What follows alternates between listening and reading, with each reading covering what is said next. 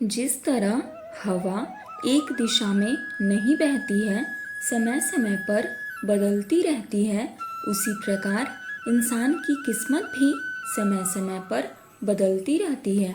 इसलिए समय खराब है तो परेशान ना हो, बस समय का इंतज़ार करें, क्योंकि समय ज़रूर बदलेगा। आपके जीवन में एक समय आएगा जब कुछ लोग पछताएंगे उन्होंने आपके साथ कैसा व्यवहार किया था। यकीन मानिए वो समय जरूर आएगा। जिस तरह प्रकाश की ज्योति अंधेरे में चमकती है, ठीक उसी प्रकार सत्य भी चमकता है। इसलिए हमेशा सत्य की राह पर चलना चाहिए। जब कभी आप किसी की मदद करने की स्थिति में हों तो ज़रूर कीजिए और खुश हो जाइए, क्योंकि भगवान आपके माध्यम से किसी की प्रार्थना का जवाब दे रहे होते हैं। अपने सबसे खास से धोखा खाने के बाद लोग चाहकर भी किसी पर संपूर्ण प्रतिशत भरोसा नहीं कर पाते। यही सत्य है। इंसान जीवन में गलतियां करके उतना दुखी नहीं होता जितना कि वह बार बार उन गलतियों के बारे में सोचकर होता है। जीवन के बदल जाने में कभी भी वक्त नहीं लगता। कभी कभी वक्त बदल जाने में पूरा जीवन लग जाता है। कुछ पाना है तो भरोसा कीजिए, क्योंकि सहारे कितने भी सच्चे और अच्छे हों, साथ छोड़ ही जाते हैं। भगवान श्री कृष्ण ने एक बार कहा था कि अच्छे इंसान के साथ बुरा भी उसके अच्छे के लिए ही होता है। इंसान के जीवन में सुख दुख धूप छांव के जैसे होते हैं। अगर दुख आता है तो सुख भी आएगा, और अगर सुख है तो दुख भी आ सकता है। केवल इंसान ही एक ऐसा अक्षय तत्व है जो कहीं भी, किसी भी अवस्था में और किसी भी काल में मनुष्य का साथ नहीं छोड़ता।